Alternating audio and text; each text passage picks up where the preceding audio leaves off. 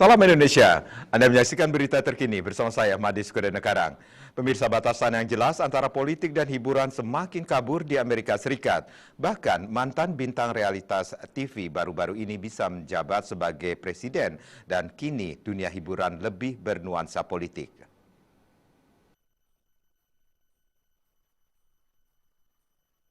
Konten yang dipilih baik untuk ditonton maupun untuk didengar warga Amerika Serikat mencerminkan sebuah negara yang politiknya terpecah. Wartawan VOA Elizabeth Lee menunjukkan perpecahan tersebut seringkali terjadi di antara anggota keluarga. Nate Petgett tinggal lebih dari 2.000 km jauhnya dari adik laki-lakinya Hayden. Dan pandangan politik mereka juga sangat berjauhan. Nate adalah seorang demokrat yang memiliki bisnis UKM di New York, dan dia mengemukakan ia dan saudaranya jarang sepakat mengenai sebuah kebijakan tertentu.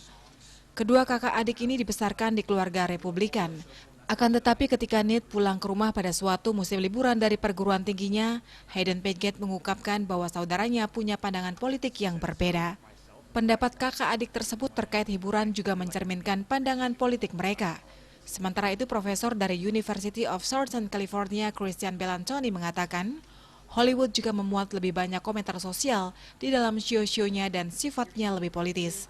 Ditambahkannya, memiliki presiden baru bukan berarti dunia hiburan akan mengurangi retorika pecah belahnya. Apalagi kini di mana tersedia lebih banyak platform untuk mengonsumsi konten dibandingkan di masa lalu. Acara-acara pertandingan olahraga juga terpengaruhi oleh politik. Pada tahun 2016, pemain sepak bola Amerika Colin Kaepernick berlutut saat lagu kebangsaan dikumandangkan sebagai protes atas kebrutalan polisi terhadap kelompok minoritas. Banyak pemain profesional lainnya mengikuti jejaknya. Hayden, seorang Republikan yang bekerja sebagai manajer produk pada perusahaan Texas Teknologi, berpandangan lebih jauh terkait dengan aksi Colin Kaepernick. Pemirsa, untuk mencegah penyebaran COVID-19, ingat pesan Ibu, selalu terapkan 3M, wajib memakai masker, wajib mencuci tangan, dan wajib menjaga jarak, serta wajib menghindari kerumunan.